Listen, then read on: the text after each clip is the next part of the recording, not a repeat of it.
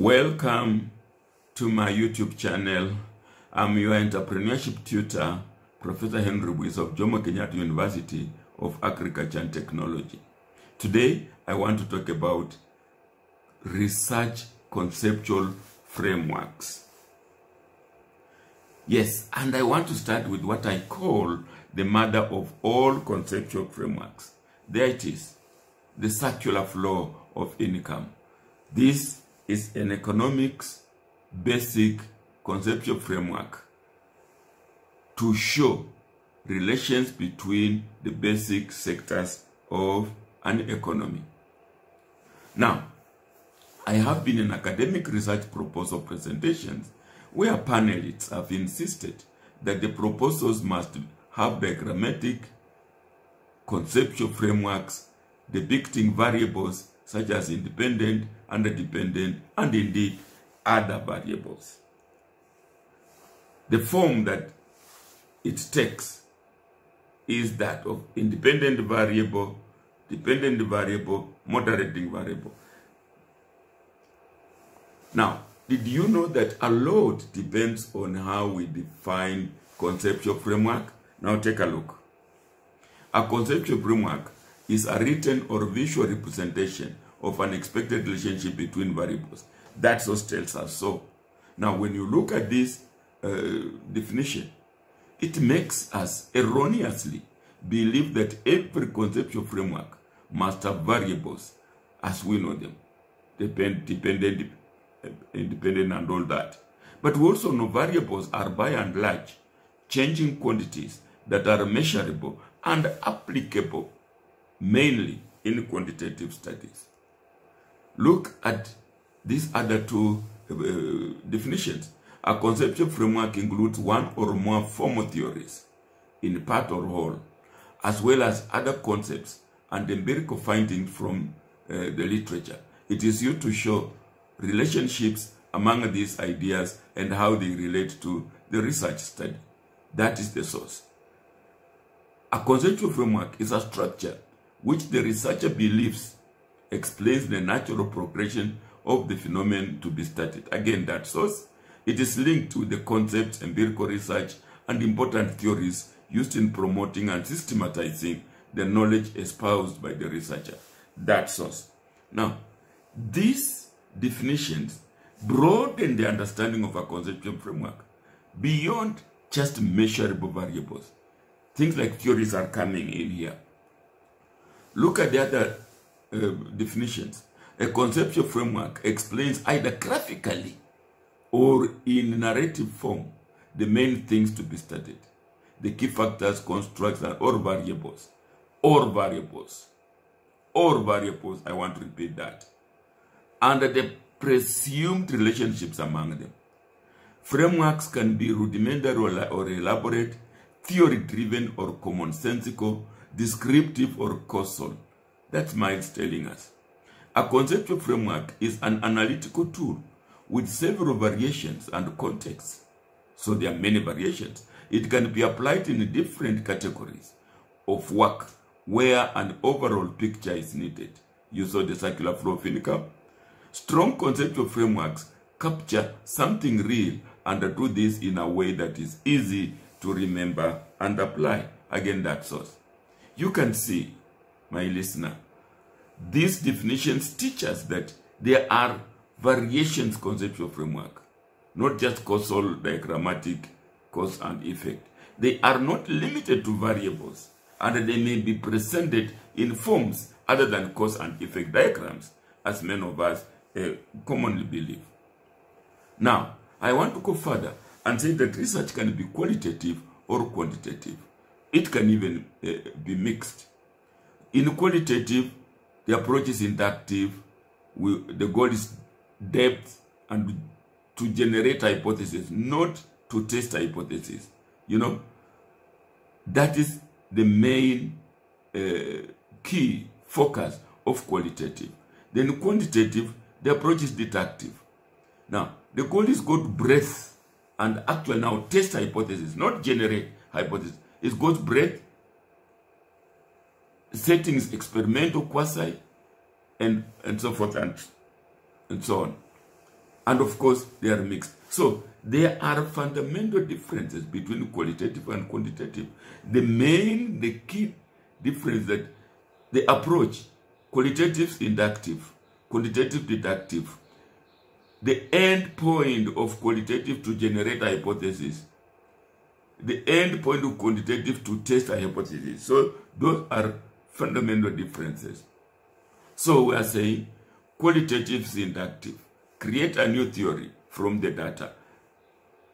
Quantitative is deductive. Use new data to support or refute an existing theory. Let's go further. Qualitative research starts with observation, not with a hypothesis. It generates a pattern, and after that, data from the field and patterns have been generated. Then a hypothesis is proposed and even a theory. Quantitative, on the other hand, start from the top. You can see qualitative is bottom-up, observation to theory. Quantitative is top-down, theory first, then hypothesis, then we go in the field, gather data, and then confirm. But there is a link between them. Look at that red circle. What it actually means that the theory generated by qualitative data, which is not representative because of the sample, can be taken by quantitative and then applied to a representative sample and tested. So the button qualitative gives quantitative in this particular case. Now, in a typical quantitative study, the problem requires numerical measurements.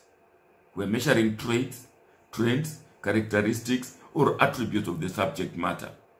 The analysis depicts what is typical or atypical among the data, show the degree of difference or relationship between two or more variables, determine the likelihood that the findings are real for the population as opposed to having occurred only by chance in the sample. So the conceptual framework takes the cause and effect paradigm, where we have dependent and independent variables, sometimes moderating, sometimes intervening, sometimes controlled. So it's variable based and diagrammatically presented. So in a typical quantitative conceptual framework, it assists our understanding of the causal or correlational patterns of interconnection across ideas. This allows us to make predictions about how A is related to B. But in a typical qualitative study, the problem focuses on the meanings, perceptions, symbols, or descriptions of the subject matter. The analysis leads the researcher to observe behavior, situations, interactions, and environments, to scrutinize these observations for patterns and categories, to answer research questions based on what can be deduced from the findings. The conceptual framework may therefore take the form of a flow diagram or even a working hypothesis. Look at this study by Waruguru Margaret, supervised by myself, which was an assessment of the entrepreneurship policy foundations of the youth, women, and Uwezo funds in Kenya. Yes, the research had an option to do it quantitative or quantitatively, but she invoked her academic democracy and elected to be biased towards qualitative research. And therefore, her conceptual framework was not a diagram. Her conceptual framework was a working hypothesis broken into research questions, including but not limited to the process of formulation of funds does not fit the proposed 5 steps of formulating national entrepreneurship strategy. She started with hypothesis and she went out in the field to investigate it as a guide. Now, if you're wondering what a working hypothesis is, it is a hypothesis suggested or supported in some measure by features of observed facts, from which consequences may be deduced, which can be tested by experiment and spatial observations, and which it is proposed to subject to an extended course of such investigation, with the hope that even should the hypothesis thus be overthrown, such research may lead to attainable theory. In most cases, that hypothesis is not even testable. That is from that source. The term working suggests that these hypotheses are subject to change, are provisional, and that the possibility of finding contradictory evidence is real. In addition, a working hypothesis is active. It is not a tool in an ongoing process of inquiry. That's us again. So, working hypotheses are not necessarily designed for testing.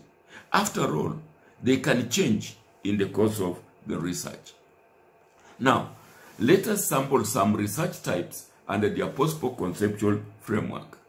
Look, let's say your research is about coping to the online learning system, the anxiety levels of university students. That can call for a concept map for the conceptual framework. Look, you just draw a concept map. Starting from the middle, anxiety levels of college students. Go to the left, societal issues. The surge of COVID-19 cases, political conflict and all that. Then go to the top, technical difficulties, poor internet connection. All this is a mind map, and it stands for a conceptual framework. You may want to identify some variables there, but yes, this becomes a conceptual framework. Let's say you have a research topic, the level of effectiveness of using social media in the political literacy of college students. It takes now the input-output, model, the input, the process, and the output. This becomes a conceptual framework. Profiling of the respondents according to sex, year level, type of social media being used, administering the questionnaire, the process, tabulating. This is a process that you are going to follow to do that study, and it becomes your conceptual framework. Look, data governance, a conceptual framework, structured review and research agenda. At that source, here again, this is a diagram that not necessarily depict cause and effect, although you can maybe filter them in there. You have the antecedents, the impact, and then look at that triangle. Data scope, domain scope, and then the results, consequences. So this is also a conceptual framework. Now let's go further. Let's take exploratory research, like an inquiry about how large firms can help micro firms. Little is known about the topic, exploratory. Researcher goes out to find out more about the topic. No theory may exist yet. Researcher goes out to explore new insights or test or pilot a new method or instrument and even generate hypothesis or theory. So here, a working hypothesis like large firms have few options for helping micro firms may suffice. Descriptive study, a comparison of Kenya's industrial development in Kibaki and Uhuru eras. Description means you are describing a phenomenon, a person, an event, a situation, and the key variables that influence it. Straightforward summary of qualitative data with no interpretations. They include case studies, naturalistic observation, surveys, archival research, longitudinal research, and cross-sectional research. Here again, a working hypothesis, like there is no significant difference between Kenya's industrial development in Kibaki and Uhuru eras. That becomes your conceptual framework. No need for those diagrams. Now let's go relational research, like relationship between employee motivation and job performance. Here we want to identify relationships between key variables or associations.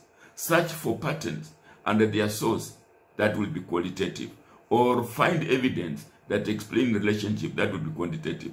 You see now here, you can have employee motivation, operationalize it, individual needs, personal preferences, work, and how they relate to job performance. Clearly, therefore, now, this is the independent and dependent variables. Explanatory, the impact of entrepreneurship training on performance of microenterprises. This explains how one variable affects another. Identify causal relationships and consistent patterns between variables. Again, we have now dependent, independent, and diagrammatic presentations. Here are some more types of research under the possible conceptual frameworks. Look, exploratory mainly uses working hypothesis, or what we call pillar questions. That is, a hypothesis that does not require testing, or the main research question or questions. Descriptive research, descriptive categories. It's just a narrative, a description of what is just to be done. Narrative, no diagrams. Analytical gauging, this is practical ideal type. This is now relationship-based diagrams, dependent, independent. Operational decision-making, again, models. And explanatory or predictor, that you can also use a formal hypothesis, a testable hypothesis. This is the end. What we have done is we have shown that, yes, there are many ways of representing or presenting your conceptual framework. You don't need to stick on dependent, independent variable, because that's just one type of research within the quantitative spectrum.